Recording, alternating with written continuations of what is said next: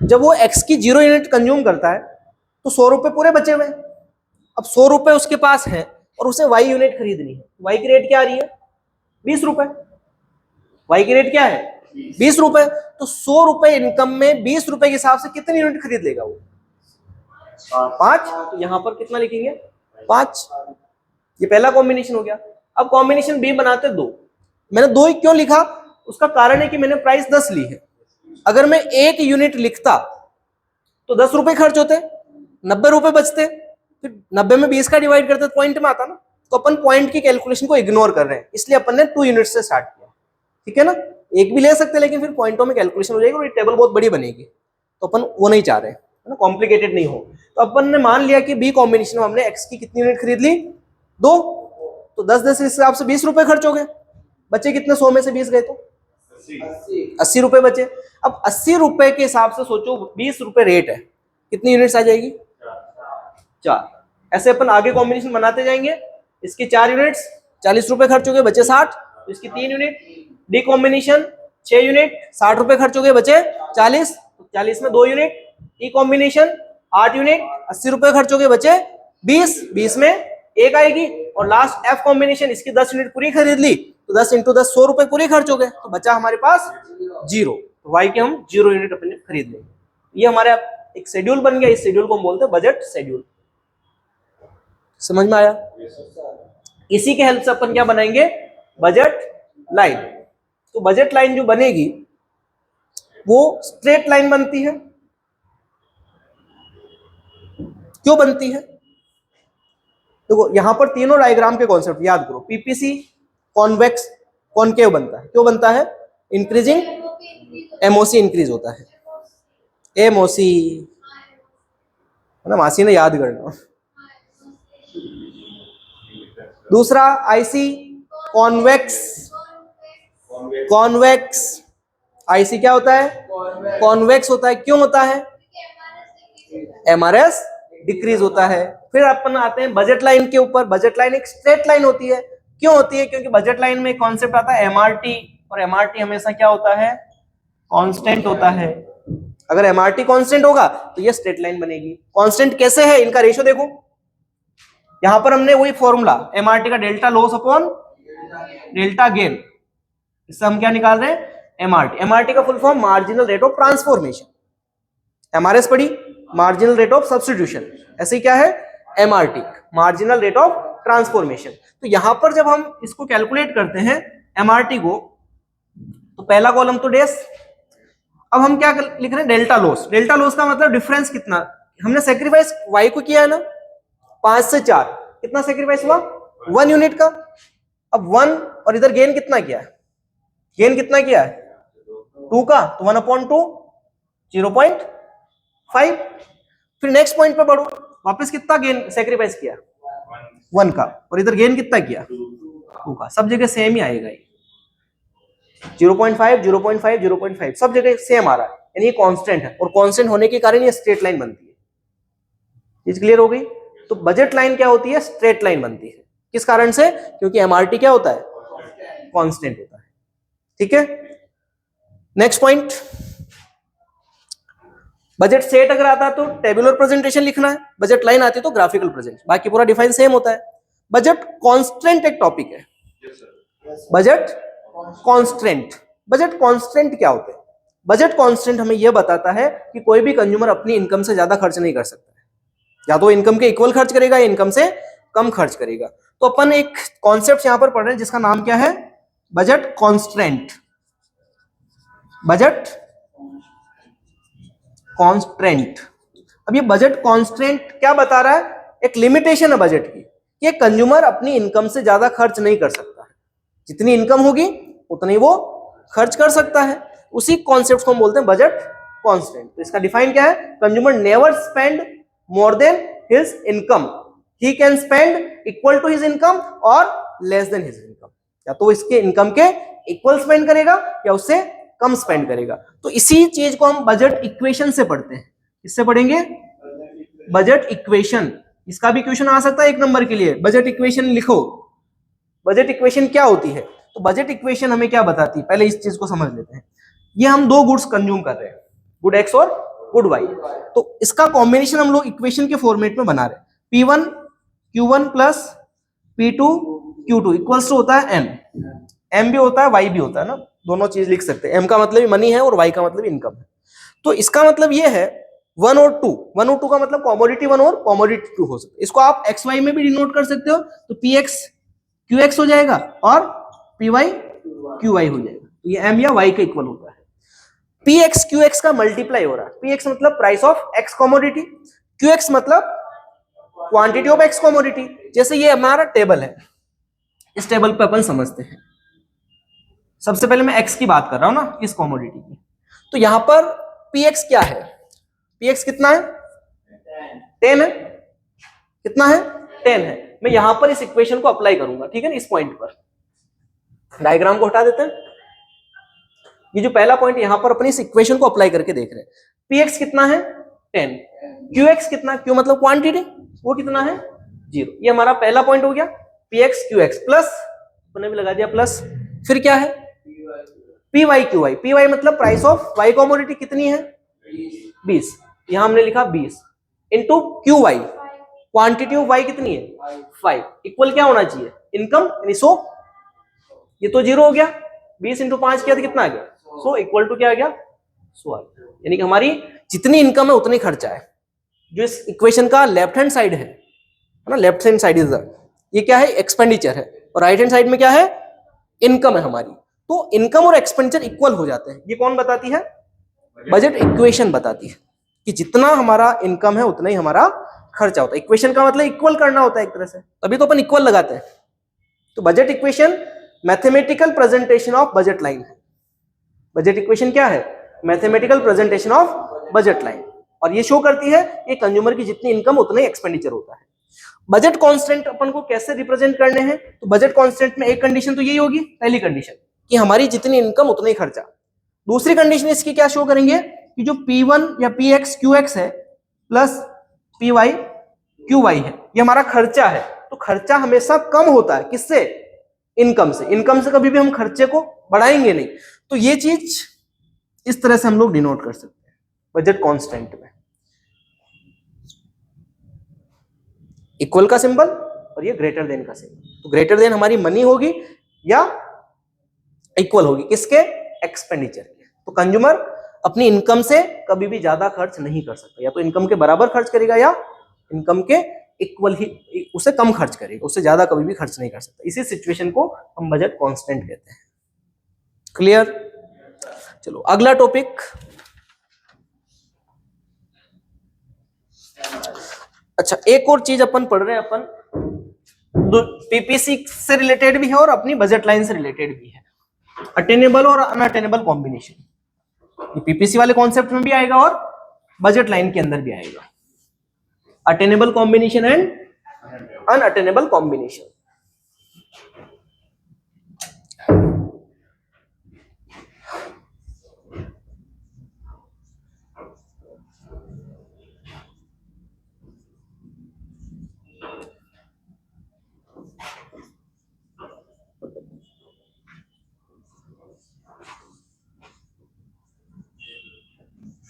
Attainable and unattainable combination, ये सब अपन एक तरफ में इसको पीपीसी में दिखा रहा हूं, एक तरफ में इसमें बजट लाइन में भी दिखा रहा हूं। दोनों के डायग्राम ऐसे ही है, ये क्या है पीपीसी और ये क्या है बजट लाइन। इसके ऊपर कुछ पॉइंट होते हैं A B C D E और एफ, सेम बजट लाइन पे भी होता है A B C D E और एफ। दोनों में फर्क ये है कि ये कॉनकेव और ये स्ट्रेट लाइन है। अब इनके बाहर में जैसे एफ के बाद क्या आता है जी, और इधर भी एक पॉइंट मार्क कर दिया जी, और एक पॉइंट अपन अंदर मार्क कर रहे हैं एच, इधर भी मार्क कर रहे हैं एच। पीपीसी के ऊपर या बजट लाइन के ऊपर जितने भी पॉइंट है ये सारे अटेनेबल कॉम्बिनेशंस। क्या है अटेनेबल कॉम्बिनेशन है, ये हमारी बजट के अंदर है, इस लेवल को हम अचीव कर सकते हैं। और इस लेवल को अचीव करने के लिए हमें हमारे रिसोर्सेज का 100% यूटिलाइजेशन करना है। क्या करना पड़ेगा 100% रिसोर्सेज का यूटिलाइजेशन करना पड़ेगा, तब जाके अपन इस पॉइंट पर रह सकते हैं दोनों में। अगर पीपीसी के बाहर अगर कोई पॉइंट है या बजट लाइन के बाहर कोई पॉइंट है तो इस पॉइंट को हम क्या कहेंगे अनअटेनेबल कॉम्बिनेशन, क्योंकि ये पॉइंट हमारे बजट के बाहर है। इसका मतलब इस पॉइंट पर जाने के लिए हमें रिसोर्सेज को डेवलप करने पड़ेंगे, नए रिसोर्सेज लाने पड़ेंगे, नई इनकम लानी पड़ेगी, नया पैसा अपन को अर्न करना पड़ेगा, तब जाके अपन इस कॉम्बिनेशन को अटेन कर सकते हैं। तो ये पॉइंट हमारे लिए क्या हो गया, हमारी पहुंच से बाहर है, इसलिए इसे क्या कहेंगे, unattainable combination. Inside the PPC या इनसाइड द बजट लाइन अगर कोई पॉइंट है तो ये अटेनेबल तो है, बट रिसोर्सेज का अंडर यूटिलाइजेशन शो कर, मतलब इस पॉइंट को हम अचीव तो कर सकते हैं, लेकिन यहाँ पर हम हमारे रिसोर्सेज 100% यूटिलाइज नहीं कर रहे हैं। इस पॉइंट को हम कहेंगे under utilisation of resources. Clear? चलो आगे अपन बात कर रहे हैं अब नेक्स्ट टॉपिक पर। क्या है टॉपिक? एमआरई और एमआरटी वो एक ही चीज है ना, एमआरटी और एमआरई एक ही चीज है। बजट लाइन का चेंज, अगला टॉपिक क्या है, चेंज इन बजट लाइन। जैसे हमने पढ़ा था चेंज इन पीपीसी भी, ऐसे चेंज इन बजट लाइन भी है। तो बजट लाइन बनाने के लिए हमने दो चीजें यूज करी है, प्राइस और इनकम। तो बजट लाइन का चेंज भी इन्हीं दो कारणों से होगा, या तो प्राइस में चेंज होगा तब, या लोगों की इनकम चेंज होगी तब। तो बजट लाइन जैसे अपन ने बनाई, ये वाली बजट लाइन है, अब ये बजट लाइन ऊपर शिफ्ट कब होगी? तो बजट लाइन में चेंज भी दो तरह से हो सकता है, शिफ्ट इन बजट लाइन और रोटेशन इन बजट लाइन। तो पहली कंडीशन अपन पढ़ रहे शिफ्ट, मान लो शिफ्ट इन बजट लाइन। तो बजट लाइन शिफ्ट दो तरह से होती है, राइटवर्ड या लेफ्टवर्ड। तो राइटवर्ड अगर शिफ्ट होती है तो ये हमारी मेन बजट लाइन है, तो ये इस तरफ चली जाएगी, और अगर लेफ्टवर्ड शिफ्ट होती है तो पीछे की तरफ आ जाएगी, ये हमारी मेन है तो इधर बैक साइड में आ जाएगी। तो ऐसा कब होता है भाई? राइटवर्ड शिफ्ट होने का मतलब हम पहले की कंपैरिजन में ज्यादा क्वांटिटी एक्स की भी परचेज करें और वाई की भी परचेज करें। ऐसा कब पॉसिबल है? या तो हमारे पास ज्यादा पैसा आ जाए या फिर रेटें कम हो जाए, तभी तो पॉसिबल है। तो इसके दो ही कारण हो सकते हैं, या तो इनकम इंक्रीज हो जाए या फिर दोनों ही गुड्स की एक्स और वाई की प्राइसेस कम हो जाए, तब बजट लाइन का रोटेशन सॉरी शिफ्ट राइटवर्ड हो सकता है। और बजट लाइन का शिफ्ट बैकवर्ड कब होता है? जब इसका अपोजिट, या तो हमारी इनकम कम हो जाए या प्राइस बढ़ जाए। तो इसका रीजन होगा इनकम डिक्रीज होना या फिर एक्स और वाई की प्राइसेस इंक्रीज होना। इस कंडीशन में हमारी बजट लाइन लेफ्टवर्ड या बैकवर्ड रोटेट हो सकती है, शिफ्ट हो सकती है। दूसरा पॉइंट इसका है रोटेशन, रोटेशन भी हो सकता है। तो रोटेशन कब होगा? रोटेशन का मतलब जैसे हमारी मेन बजट लाइन है, तो या तो बजट लाइन इस तरफ चली जाएगी राइटवर्ड, या बजट लाइन लेफ्टवर्ड रोटेट हो सकती है एक्स एक्सिस के ऊपर। तो ऐसा कब होगा? जब एक्स की क्वांटिटी हम ज्यादा खरीद पाए। तो एक्स की क्वांटिटी कब ज्यादा खरीदेंगे? जब एक्स की रेट कम हो गई हो, या फिर हम एक्स के लिए रिसोर्सेज को बढ़ा दें, वाई के लिए उतने ही रिसोर्सेज रखें। ये कंडीशन कब आएगी? एक्स की क्वांटिटी हम पहले के कंपैरिजन कब कम खरीदेंगे, कब खरीद पाएंगे? कब खरीदेंगे? जब प्राइस बढ़ गई हो उसकी, या फिर हमने उससे रिसोर्सेज हटा दिए हो, यानी उसके लिए हमने कम इनकम यूज करी हो, तब ऐसा पॉसिबल है। इसमें क्या होगा? प्राइस कम हो गई हो, कम सस्ता होगा तभी तो ज्यादा खरीद पाएंगे, और इसमें प्राइस बढ़ गई हो। मेन रीजन ये है। ये तो हो गया एक्स एक्सिस पे रोटेशन। ऐसे वाई एक्सिस पे रोटेशन भी हो सकता है। ये जैसे हमारी मेन बजट लाइन है, अब अपन ने ये हो गया राइट, वाई एक्सिस पर राइटवर्ड रोटेशन। इसका मतलब हम वाई की यूनिट्स पहले से ज्यादा खरीद रहे हैं। तो पहले से ज्यादा कब खरीदेंगे? जब सस्ता हो जाएगा तभी, यानी कि यहां पर वाई की प्राइसेस कम हो गई है। और इसका अपोजिट, इसमें वाई की प्राइस ज्यादा होगी तभी तो कम खरीदेंगे अपन। प्राइस के साथ डिमांड का अपोजिट रिलेशन चलता है। प्राइस बढ़ेगी तो हम उसकी कम क्वांटिटी खरीदेंगे, और प्राइस कम होगी तो ज्यादा क्वांटिटी खरीदेंगे। इनवर्स रिलेशन देखना आपको। तो ये हमारा रोटेशन है बजट लाइन के अंदर। उसके बाद next topic, consumers equilibrium, most important है ना। ये टॉपिक सबसे ज्यादा इंपोर्टेंट इस चैप्टर में देखा गया है। कंज्यूमर्स इक्विलिब्रियम इन indifference curve analysis. IC analysis में कंज्यूमर का इक्विलिब्रियम हमें निकालना है।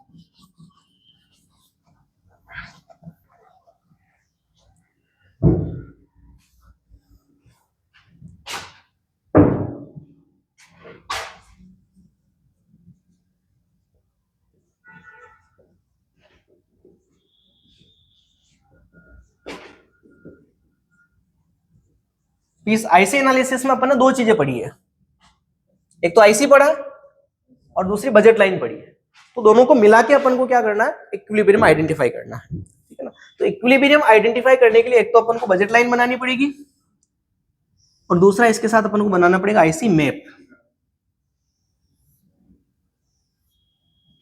IC1, IC2 and IC3। ये पॉइंट है ए, बी और सी, ये 3 पॉइंट हमने मार्क किए हैं। एक्स एक्सिस पर क्या आता है, यूनिट्स ऑफ एक्स, और इस तरफ क्या आता है, यूनिट्स ऑफ वाई। एग्जाम में भी आपको ये सारी चीजें लिखना है, बोलना नहीं तो अपने मार्क्स पूरे नहीं आएंगे। अब इसकी कंडीशंस जो है वो सुनिए क्या क्या होती है, इक्विलिब्रियम की कंडीशंस। पहली कंडीशन क्या है,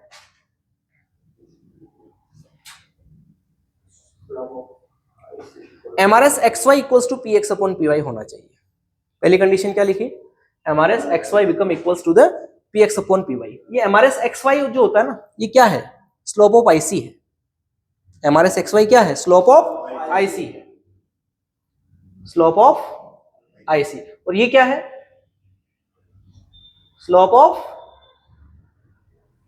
बजट लाइन, यानी कि दोनों का स्लोप इक्वल होना चाहिए। पहली condition, slope of IC and slope of budget line दोनों इक्वल हो। तो ये चीज भी ध्यान रखना, PX अपॉन PY किसका स्लोप है, बजट लाइन का। लेकिन यहाँ माइनस भी लगता है, ध्यान रखना, इनवर्स रिलेशन, इसलिए PX अपॉन PY का माइनस। MCQ में आ सकता है, slope of budget line is minus PX upon PY minus PY upon PX, PX upon PY और PY अपॉन PX, 4 ऑप्शन हो गए। तो कौन सा सही है, माइनस PX अपॉन PY, ये बजट लाइन का स्लोप है ना। छोटी छोटी चीजें याद रखनी है अपन, क्वेश्चन क्या पूछ रहा है। अब अपन की पहली कंडीशन तो हो गई कि दोनों का स्लोप इक्वल होना चाहिए। दूसरी कंडीशन क्या है, IC must convex to its origin. IC क्या होना चाहिए, इसके ओरिजिन की तरफ कॉन्वेक्स होना चाहिए। इसी लाइन को अपन इस तरह से भी लिख सकते हैं, IC must tangent at tangent to, IC must tangent to budget line.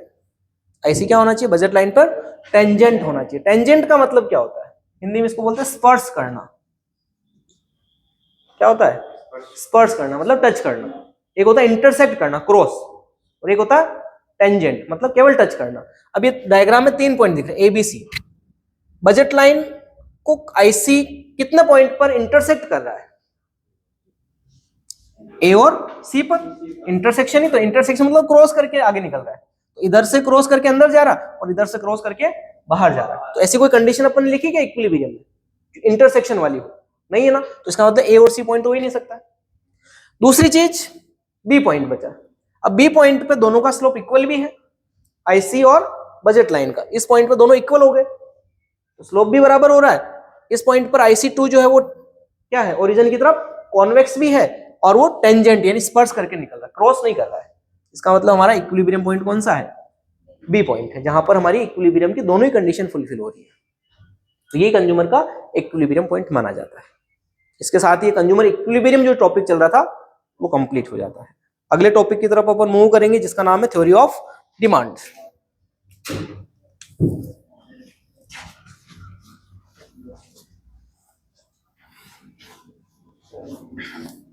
दो टॉपिक और हमारे मेन में बच गए हैं, थ्योरी ऑफ डिमांड और इलास्टिसिटी ऑफ डिमांड।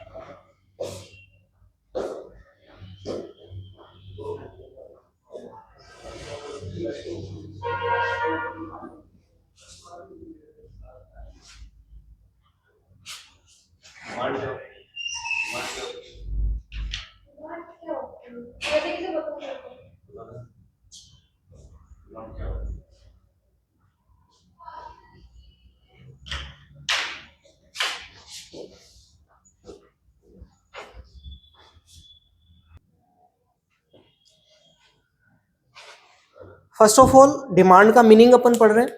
डिमांड होती क्या है, तो basically demand is a desire for a commodity which backdoor supported by sufficient resources. Demand क्या है? किसी कमोडिटी की डिजायर है जो किससे सपोर्टेड होती है? सफिशिएंट रिसोर्सेज से होती है। या अपन ऐसा कह सकते हैं, demand is the willingness of a buyer to buy some goods at a particular level of price. Demand क्या है? एक ऐसी कमोडिटी की क्वांटिटी है, एक कंज्यूमर की विलिंगनेस है जो एक कंज्यूमर एक पर्टिकुलर प्राइस पर खरीदने के लिए रेडी हो जाता है, उसे हम बोलते हैं डिमांड। डिमांड के कॉन्सेप्ट्स को आगे पढ़ते हैं तो डिमांड के टाइप्स आते हैं। डिमांड मेनली दो तरह की होती है, इंडिविजुअल डिमांड और मार्केट डिमांड। इंडिविजुअल डिमांड मतलब डिमांड एक सिंगल कंज्यूमर की अगर स्टडी कर रहे हैं तो उसे हम इंडिविजुअल डिमांड कहेंगे। Inverse relationship between price and quantity demand for a single consumer, then it is called individual demand. और मार्केट डिमांड क्या होगी? जब हम मार्केट के सारे कंज्यूमर्स की डिमांड को एक साथ स्टडी करते हैं तो उसे हम क्या कहेंगे? Market demand. When we study about the inverse relationship between price and quantity demand for all the consumers, then it is called market demand. फिर आता है डिमांड फंक्शन। इंपोर्टेंट क्वेश्चन है ये, डिमांड फंक्शन। तो डिमांड फंक्शन को हम generally denote करते हैं dx equals to f bracket में px pr y t e yd। Basic ये पॉइंट्स होते हैं, px pr y t e y तो लिख ही दिया था, नहीं लिखा, y लिख दिया, yd और e तो लिख दिया ना, है ना। तो ये हमारा डिमांड फंक्शन है। तो डिमांड फंक्शन क्या है? फंक्शनल और mathematical relationship between demand and factors affecting demand. Demand function में क्या बताता है? मैथमेटिकल रिलेशनशिप बताता है इसके बीच में, डिमांड और डिमांड को अफेक्ट करने वाले फैक्टर्स के बीच में। इसे हम बोलते हैं डिमांड फंक्शन। अगला टॉपिक जो है factors affecting demand, most important, या determinants of demand. Factors affecting demand, या हम इसको बोलते हैं डिटर्मिनेंट्स ऑफ डिमांड। डिमांड को डिटरमाइन करने वाले कौन कौन से फैक्टर्स होते हैं? तो बहुत सारी चीजें हैं जो डिमांड को अफेक्ट करती है। तो उसमें सबसे पहला पॉइंट जैसे यहाँ लिखा px, px का मतलब प्राइस ऑफ एक्स कमोडिटी। तो अगर किसी कमोडिटी की प्राइस बढ़ती है तो उसकी क्वांटिटी डिमांड पे क्या इफेक्ट पड़ता है? डिक्रीज हो जाती है। और अगर प्राइस डिक्रीज होती है तो क्वांटिटी डिमांड इंक्रीज होती है। कैसा रिलेशन इसमें? इनवर्स रिलेशन है या नेगेटिव रिलेशन है। ये हो गया प्राइस ऑफ द कमोडिटी। दूसरा पॉइंट है price of related goods, PR. अब इसमें दो पॉइंट हो जाते हैं, प्राइस ऑफ सब्स्टिट्यूट गुड्स और price of complementary goods. Goods दो तरह के होते हैं, सब्स्टिट्यूट भी होते हैं और कॉम्प्लीमेंट्री। सब्स्टिट्यूट गुड्स किसको कहते हैं? जो एक के बदले दूसरे का यूज कर सकते हैं, जैसे कि कोक और पेप्सी सब्स्टिट्यूट है ना, जिसका रिप्लेसमेंट हो सकता है, वो गुड्स क्या है?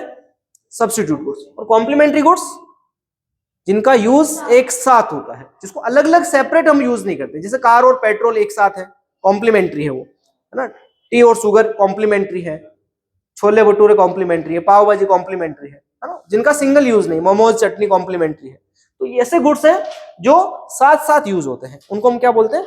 Complementary goods. अब डिमांड को कैसे अफेक्ट करते हैं? तो जब किसी एक गुड की प्राइस इंक्रीज होती है सब्स्टिट्यूट में, जैसे मान लो कोक महंगा हो गया तो कंज्यूमर के पास ऑप्शन है पेप्सी पी लेगा, तो पेप्सी की डिमांड बढ़ा देगा वो। तो जब किसी एक कमोडिटी की प्राइस इंक्रीज होती है तो उससे रिलेटेड, जैसे मान लो एक्स है कोक और वाई है पेप्सी, तो इसकी डिमांड बढ़ा देगा।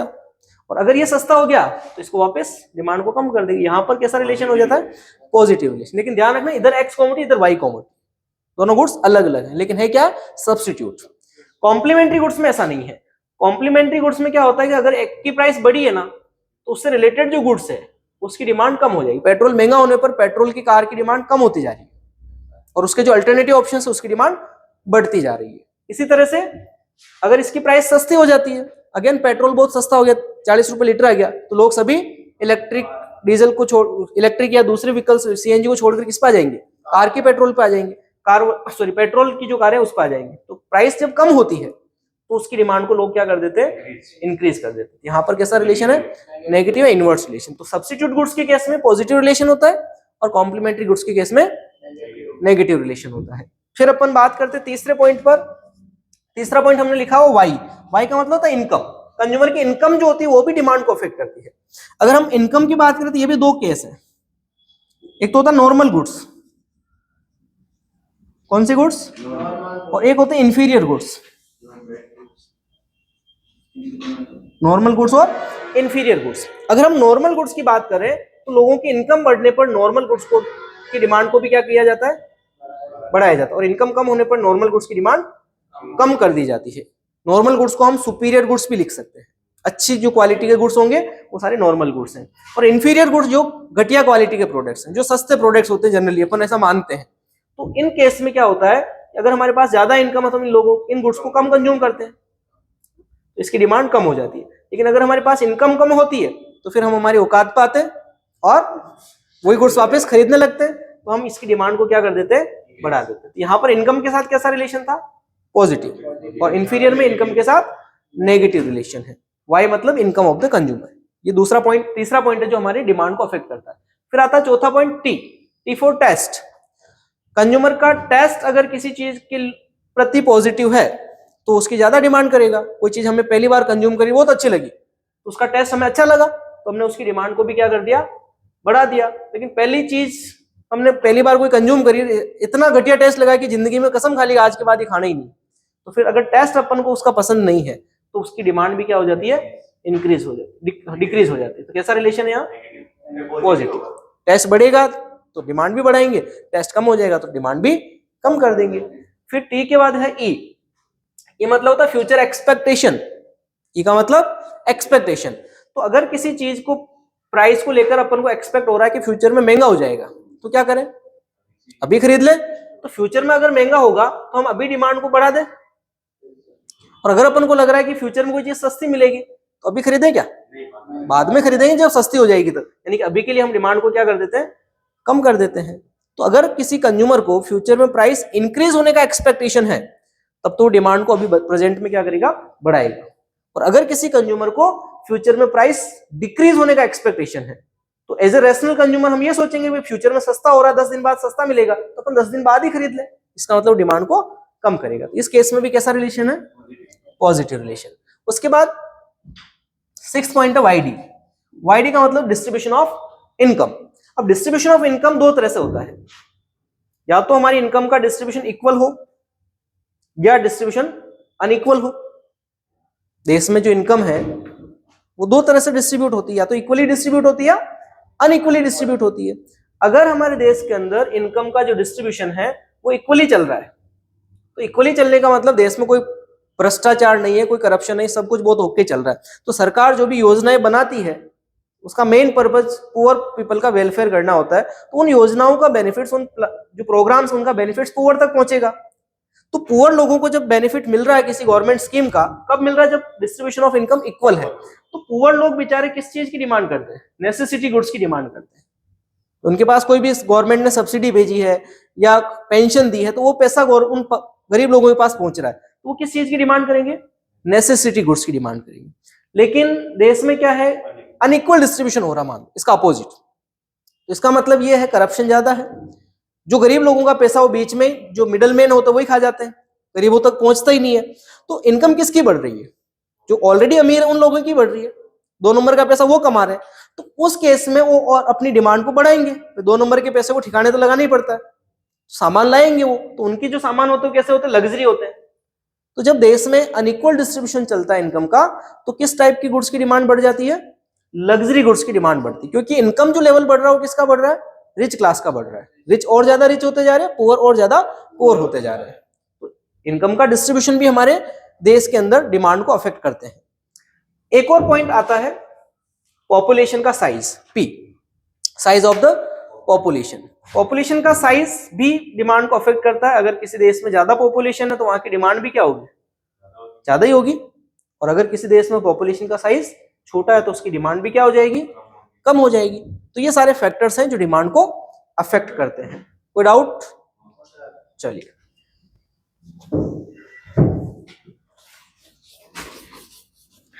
अब हम पढ़ रहे हैं लॉ ऑफ डिमांड।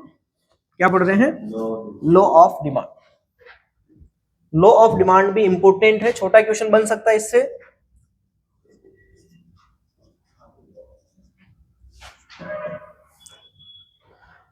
चलिए, लॉ ऑफ डिमांड क्या बताता है। लॉ ऑफ डिमांड जनरली जो प्रोपाउंड करने वाला पर्सन वो कौन है, अल्फ्रेड मार्शल है। लॉ ऑफ डिमांड हमें क्या बताता है, if other things remain constant, है ना, ये लाइन आप लिखेंगे, if other things remain constant अब इस चीज के साथ एक और टॉपिक अपन पढ़ रहे हैं। ये जो कॉन्सेप्ट है केवल मैं लो ऑफ डिमांड को भूल जाऊं अभी के लिए, if other things being constant, तो ये क्या है? एक अजम्पशन होती है इकोनॉमिक्स के अंदर, जिसको क्या कहा जाता है? कभी सुना है? मैंने पढ़ाया तो था, एग्जाम में क्वेश्चन आया हुआ है, ceteris paribus. What is ceteris Paribas?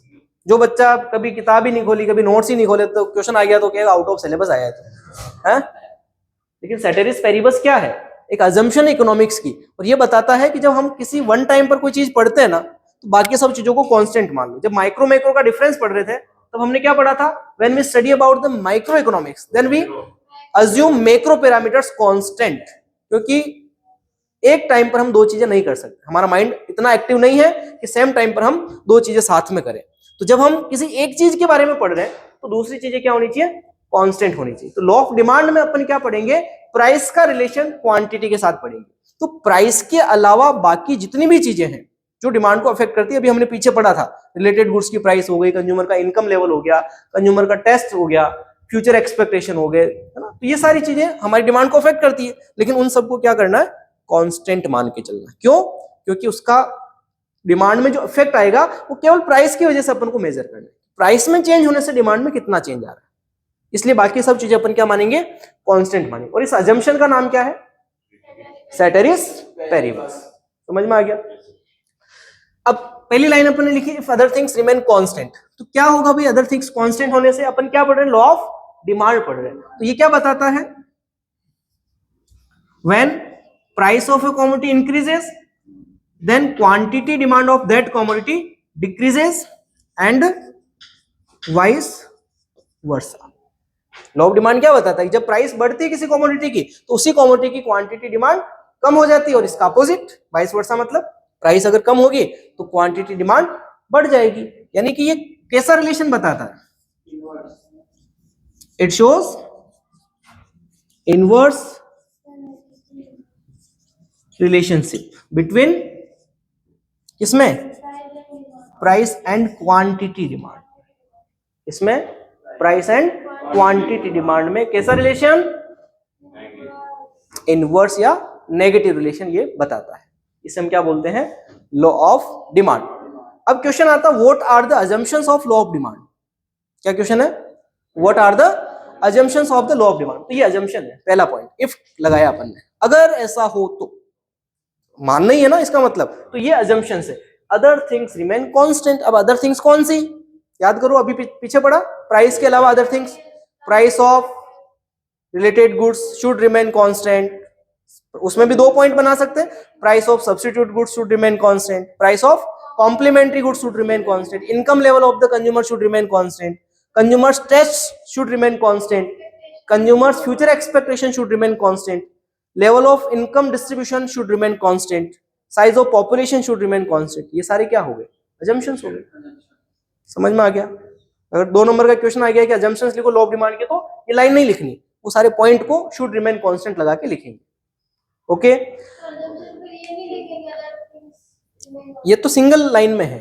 2 number का क्वेश्चन आएगा, सारे पॉइंट बताने पड़ेंगे आपको, है ना? अब अपन पढ़ रहे हैं डिमांड कर्व के बारे में। लॉ ऑफ डिमांड हो गया, अब डिमांड शेड्यूल और डिमांड कर्व, ये चीज अपन पढ़ रहे हैं। डिमांड शेड्यूल से भी क्वेश्चन आ सकता है, डिमांड कर्व से भी क्वेश्चन आ सकता है, ध्यान रखेंगे, है ना? Demand schedule and demand curve.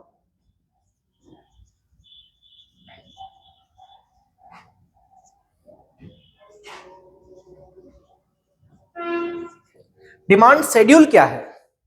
Tabular presentation. और डिमांड कर्व क्या है? ग्राफिकल प्रेजेंटेशन है। ये लॉ ऑफ डिमांड को एक्सप्रेस करने के दो तरीके हैं। लॉ ऑफ डिमांड को हम दो तरह से एक्सप्रेस कर सकते हैं, टेबुलर फॉर्म में और ग्राफिकल फॉर्म में। अगर हम टेबुलर फॉर्म में बना रहे तो डिमांड शेड्यूल है, और ग्राफिकल फॉर्म में बनाएंगे तो डिमांड कर्व है। तो डिमांड शेड्यूल का डिफाइन क्या है?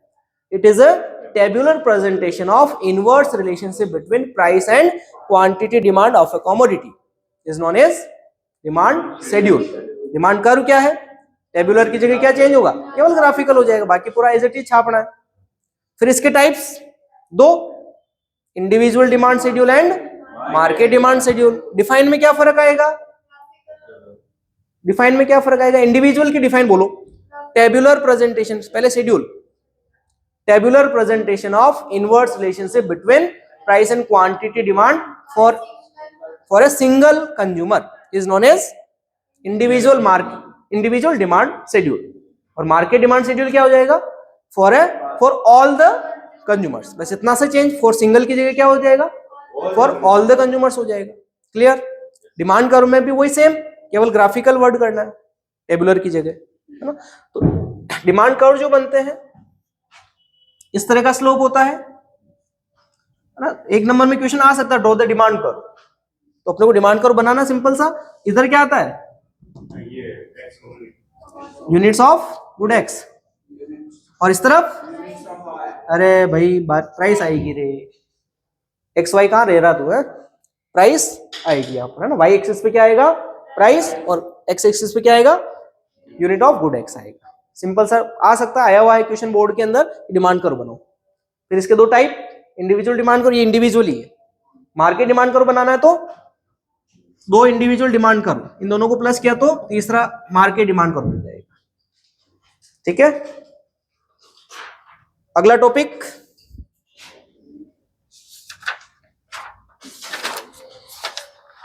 अच्छा, नॉर्मल गुड्स और इंफीरियर गुड्स में डिफरेंसेस को अच्छे से पढ़ के जाना।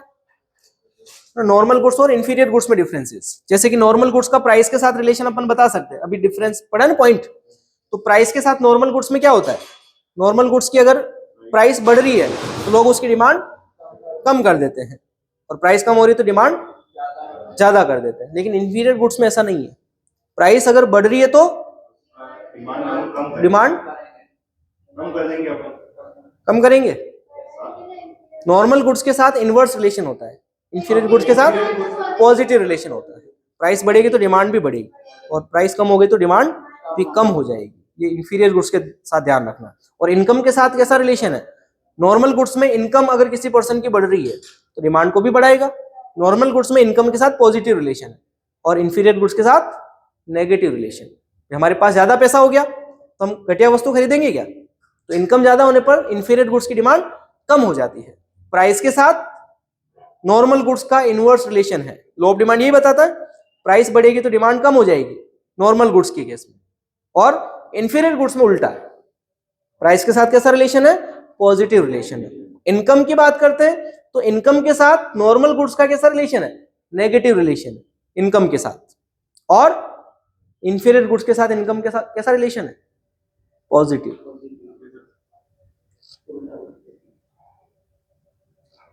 लिख लोगे डिफरेंसेस, नोट्स में दे भी रखे, एक बार उस टॉपिक को पढ़ लेना, difference between normal goods and inferior goods. ऐसे डिफरेंस आपके सब्स्टिट्यूट गुड्स और कॉम्प्लीमेंट्री गुड्स में भी आ सकता है, इसको भी पढ़ लेना।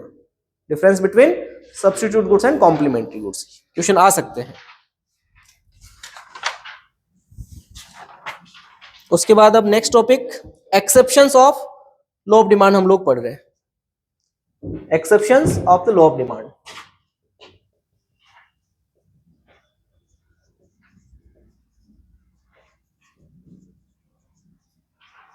लॉ ऑफ डिमांड के एक्सेप्शंस क्या क्या होते हैं? तो एक्सेप्शन मतलब अपोजिट, लॉ ऑफ डिमांड जो बताएगा उसका उल्टा। लॉ ऑफ डिमांड कैसा रिलेशन बताता है? इनवर्स। लेकिन एक्सेप्शन कहते हैं कि हर केस में इनवर्स रिलेशन नहीं होता है, कभी कभी इसमें पॉजिटिव रिलेशन भी हो सकता है, कोई रिलेशन होता ही नहीं है ना। तो सबसे पहले अपन पहला जो एक्सेप्शन पढ़ रहे हैं वो क्या है? गिफिन्स पैराडॉक्स या गिफिन गुड्स? गिफिन गुड्स, या इसी को हम गिफिन्स पैराडॉक्स भी कहते हैं। जो प्रोफेसर गिफिन है, रॉबर्ट गिफिन, ये कहते हैं कि हर बार डिमांड और प्राइस का रिलेशन नेगेटिव नहीं होता है। प्राइस बढ़ेगी तो हर बार डिमांड कम नहीं होगी, या प्राइस कम होगी तो हर बार डिमांड नहीं बढ़ेगी, कभी कभी पॉजिटिव रिलेशन भी होता है। और कैसे होता है? तो उसने कहा इंफीरियर गुड्स में होता है।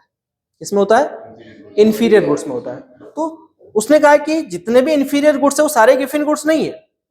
क्या कहा उसने? कि जितने भी इंफीरियर गुड्स है वो सारे के सारे गिफिन गुड्स नहीं है, लेकिन सारे के सारे गिफिन गुड्स क्या है? इंफीरियर गुड्स है। ये स्टेटमेंट दिया उसने, all inferior goods are not Giffen goods but all Giffen goods are inferior goods. अब उसने आगे बताया कि when price of a Giffen good decreases, when price of a given good decreases, then consumer demand more units of that good, so decreases. When price of inferior goods decreases, then consumer decrease demand of that commodity. Price कम होगी, किसी commodity की अगर price कम होगी तो वो उसकी क्वांटिटी डिमांड को भी क्या करेगा, कम करेगा, और अगर उसकी प्राइस बढ़ेगी तो उसकी डिमांड को भी बढ़ा देगा। प्राइस के साथ वो कह रहा है यहाँ कैसा रिलेशन है, पॉजिटिव रिलेशन होता है। और इसने इसको प्रैक्टिकली अप्लाई करके देखा था, जो वर्ल्ड रिसेशन हुई थी, वर्ल्ड डिप्रेशन 1929 की, तब इसने इसको रिसर्च करके देखा, तभी जाके इसने प्रूव किया कि वास्तव में ऐसा होता है। ब्रिटेन के अंदर भी इसका इफेक्ट था, तो ब्रिटेन के अंदर उसने वहां पर अप्लाई करके देखा कि वहां के अंदर भी जो फैक्ट्रीज है वो लगातार बंद होती जा रही है, नेसेसिटी गुड्स की प्राइसेस बढ़ती जा रही है। तो दो गुड्स उसने लिए, ब्रेड और मीट। ब्रेड जो होता है वो इंफीरियर गुड्स है वहां पर ब्रिटेन के अंदर, और मीट एक सुपीरियर गुड्स है।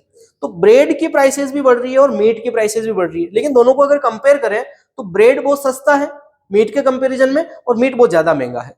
तो सारे लोग मीट को अफोर्ड नहीं कर सकते हैं, तो बहुत सारे लोग ब्रेड को कंज्यूम कर रहे थे। लेकिन आज जो ब्रेड अगर 10 रुपए का मिल रहा है तो कल 20 का मिलेगा, ये सबको पता है, क्योंकि प्रोडक्शन बंद हो चुके हैं, लोगों को जॉब से हटाया जा रहा है। तो प्रोडक्शन जब नहीं होता है, डिमांड मार्केट में सप्लाई रुक जाती है, तो रेट ऑटोमेटिक क्या होती है, बढ़ने लगती है। लेकिन नेसेसिटी है, ये ब्रेड खाना जरूरी है, वो नहीं खाएंगे तो मर जाएंगे, और खाने के लिए कुछ है ही नहीं। तो लोगों ने क्या किया, आज 10 का है तो भी खरीद लिया, कल 20 का हो गया तब भी खरीद लिया, 30 का हो गया तब भी खरीद लिया, यानी जब रेटें बढ़ती जा रही है तब भी उसको खरीदते जा रहे हैं। इसका मतलब प्राइस बढ़ने पर भी डिमांड बढ़ रही है, तो रिलेशन कैसा हुआ, पॉजिटिव हुआ। तो उसने कहा कि फिर लो डिमांड का अप्लाई हो रहा है, तो हो ही नहीं रहा। क्लियर, ये पहला है गिवन गुड्स। दूसरा point, Veblen goods. Veblen goods को और क्या बोलते हैं, prestigious goods, articles of distinction. Prestigious goods मतलब ऐसे गुड्स जिसको रखने से अपने आप में एक मार्केट में अपनी एक रेपुटेशन होती है, समाज में एक अलग पहचान होती है, उसको हम क्या बोलते हैं, वेबलन गुड्स या प्रेस्टिजियस गुड्स। तो थॉर्स्टेन वेबलन ये इकोनॉमिस्ट है, इन्होंने इसके बारे में बताया कि ये जो गुड्स हैं लोग रिच क्लास से डिमांड करते हैं, और ये तभी डिमांड करते हैं जब ये बहुत महंगे होते हैं। अगर ये सस्ते हो गए तो इनकी प्रतिष्ठा में कमी हो जाएगी, और इस वजह से रिच क्लास उसको खरीदेगा ही नहीं। जैसे मान लो ये बुलेट 2 लाख 2.5 लाख की आती है, और ये मान लो 50,000 में मिलने लगी, तो जो लोग इसको शौक से खरीद रहे हैं ना, वो नहीं खरीदेंगे, क्योंकि प्रेस्टिजियसनेस ही खत्म हो गया, ये तो कॉमन हो गया ना, फिर हर कोई खरीद लेगा। तो इसका मतलब ये गुड्स तभी डिमांड किए जाते हैं जब महंगे होते हैं, यानी इनकी प्राइस हाई होने पर लोग इसको खरीदते हैं। तो ये केवल और केवल अमीर वर्गों के बारे में ही है, लेकिन उस पर लॉ ऑफ डिमांड तो अप्लाई नहीं हो रहा, महंगा है फिर भी खरीदा जा रहा है। और लॉ ऑफ डिमांड क्या कहता है, सस्ता होने पर खरीदे, उल्टा हो गया ना, महंगा होते हुए भी लोग इसकी डिमांड कर रहे हैं। इसका मतलब पॉजिटिव रिलेशन है यहाँ पर भी, इसलिए भी लॉ ऑफ डिमांड का क्या है, एक्सेप्शन है। तीसरा पॉइंट, इरेशनल कंज्यूमर।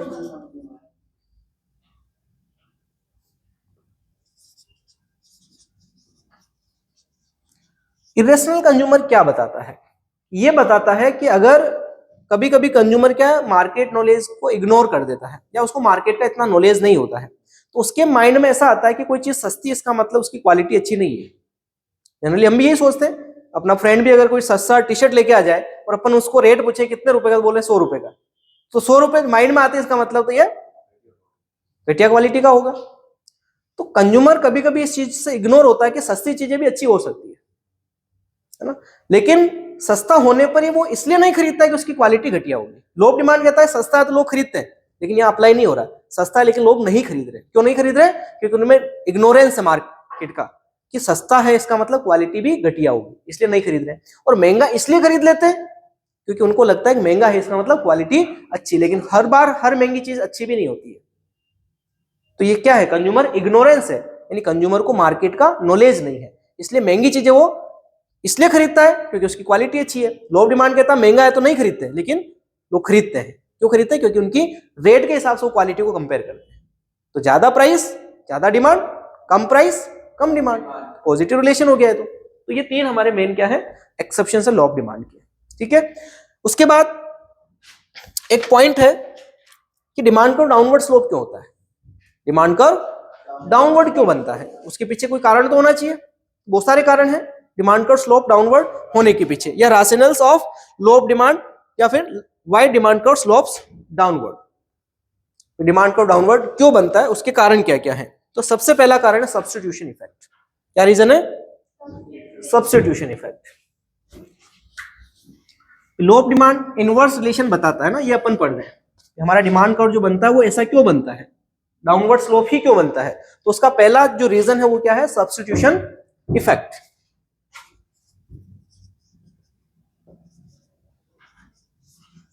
क्या रीजन है?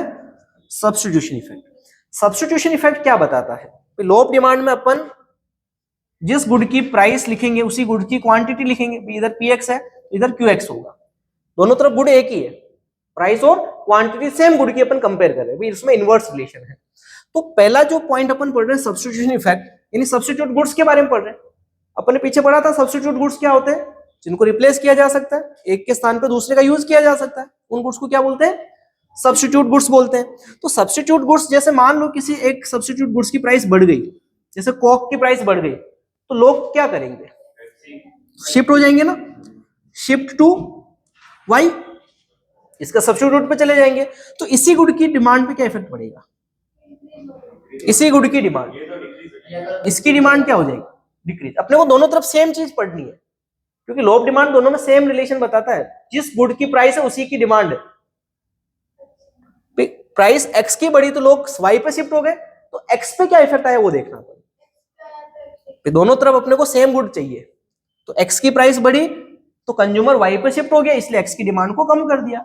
और अगर एक्स की प्राइस कम हो गई तो शिफ्ट फ्रॉम हो जाएगा, शिफ्ट टू की जगह फ्रॉम, फ्रॉम वाई, वाई से वापस शिफ्ट होकर किस पे आएगा? एक्स पे आएगा, इसका मतलब एक्स की डिमांड बढ़ा देगा। कैसा रिलेशन है? कैसा रिलेशन आया? नेगेटिव हुआ ना, इसलिए लो ऑफ डिमांड इनवर्स रिलेशन बताता है या डिमांड को डाउनवर्ड स्लोप का बनता है। ये पहला रीजन है सब्स्टिट्यूशन इफेक्ट। तो आपको सब्स्टिट्यूशन इफेक्ट में दोनों तरफ सेम गुड लेके चलने हैं, सब्स्टिट्यूट गुड्स को नहीं बताना है, अपन को बताना है कि कंज्यूमर शिफ्ट किस पे हो रहा है और उसका इफेक्ट किस पे आ रहा है। दोनों तरफ सेम प्राइस और उसी कमोडिटी की क्वांटिटी होनी चाहिए। दूसरा रीजन इनकम इफेक्ट, इसको हम परचेजिंग पावर भी बोलते हैं और रियल इनकम भी बोलते हैं। इनकम इफेक्ट या परचेजिंग पावर या रियल इनकम। अगेन यहां पर इनवर्स रिलेशन बताना। अगर किसी कमोडिटी की प्राइस बढ़ जाए, या इनकम का मतलब इनकम के बारे में नहीं बताना, ये ध्यान रखना, या हम परचेजिंग पावर की बात करें या रियल इनकम की बात कर रहे हैं। अगर किसी कमोडिटी की प्राइस बढ़ती है, महंगा हो गया, तो लोगों का खरीदने की कैपेसिटी क्या हो जाएगी? कम होगी कि ज्यादा होगी? महंगा हो गया तो कम खरीदेगा ना। 100 रुपए अपने पास है और एक की रेट 20 रुपए है, तो कितनी क्वांटिटी खरीदेंगे? 5। इसकी रेट अगर 40 रुपए हो गई तो नई क्वांटिटी खरीद पाएंगे ना, आधा ही खरीद पाएंगे ना। इसका मतलब जब किसी कमोडिटी की प्राइस बढ़ती है तो परचेजिंग पावर हमारा क्या हो जाता है? कम हो जाता है, और कम परचेजिंग पावर के कारण हम उस कमोडिटी की क्वांटिटी कम खरीदते हैं। सस्ता हो जाएगा तो हमारे परचेजिंग पावर क्या हो जाएगा? बढ़ जाएगा, और इस वजह से हम ज्यादा क्वांटिटी खरीद पाएंगे। कैसा रिलेशन है? इसमें भी नेगेटिव रिलेशन है। जितने भी पॉइंट पढ़ेंगे सब में कैसा रिलेशन आएगा? नेगेटिव या इनवर्स रिलेशन ही आएगा। ठीक है, अगला पॉइंट क्या है? Entry and exit of the consumers.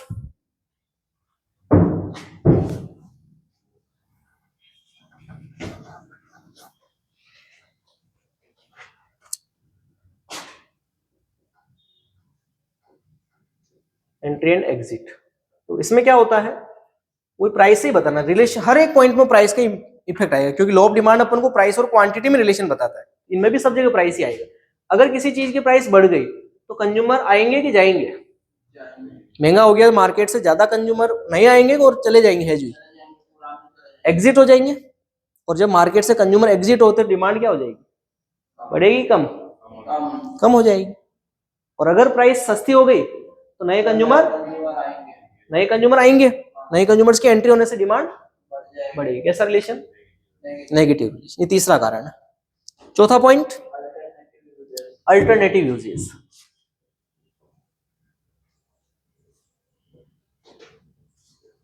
Alternative uses क्या है?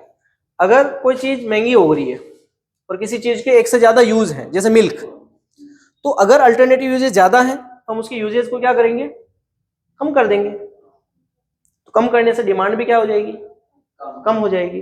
और कोई चीज अगर सस्ती हो गई तो हम उसके यूजेस को क्या करेंगे? बढ़ा देंगे। यूजेज बढ़ाने से डिमांड भी क्या होगी, बढ़ जाएगी। तो कैसा रिलेशन आएगा, नेगेटिव रिलेशन। तो ये भी एक कारण हो गया डिमांड करके डाउनवर्ड स्लोप होने का। ठीक है, तो ये 4 कारण यहाँ पढ़ लेना, उस लास्ट वाले को लॉ ऑफ डीएमयू को छोड़ देना, छोड़ दो। उसके बाद एक्सेप्शन अपने हो ही चुके।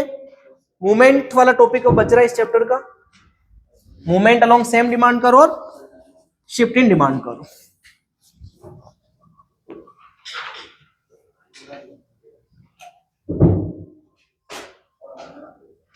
Movement along same demand curve and shift in demand curve, ये 2 टॉपिक है ना, बहुत इंपॉर्टेंट है। 4 नंबर तक का क्वेश्चन यहां से बन सकता है। Movement along same demand curve and shift in demand curve. अब मूवमेंट और शिफ्ट क्या है, पहले अपन इधर लिख रहे हैं movement along same demand curve, और इस तरफ लिख रहे हैं अपन shift in demand curve.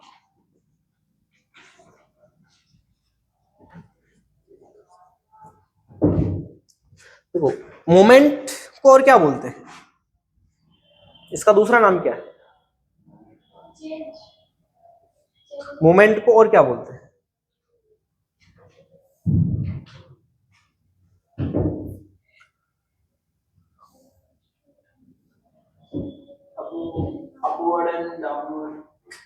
Rotation, है ना।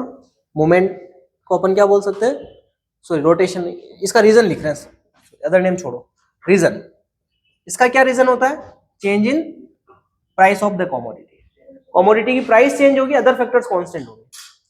Change in price of commodity and other factor remain constant, other factor remain constant. दूसरे जो फैक्टर्स होंगे जो डिमांड को अफेक्ट करते हैं वो सारे कांस्टेंट होंगे।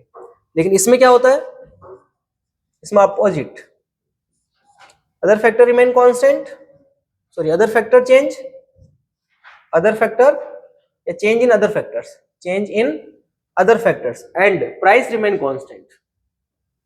उस कमोडिटी की प्राइस इसमें कांस्टेंट है, और दूसरे फैक्टर्स जो भी है, सब्स्टिट्यूट गुड्स की प्राइसेस हो गई, कंज्यूमर का इनकम लेवल हो गया, कॉम्प्लीमेंट्री गुड्स की प्राइस हो गई, टेस्ट हो गया, वो सब चीजें चेंज हो सकती है, लेकिन प्राइस क्या होगी, कांस्टेंट होगी। इसमें क्या हो रहा है, प्राइस चेंज हो रही है, अदर फैक्टर्स कांस्टेंट है। ठीक है, उसके बाद टाइप्स, 2 टाइप है, इसके भी 2 टाइप्स हैं। 2 टाइप कौन कौन से, पहला टाइप एक्सपांशन और दूसरा कॉन्ट्रैक्शन।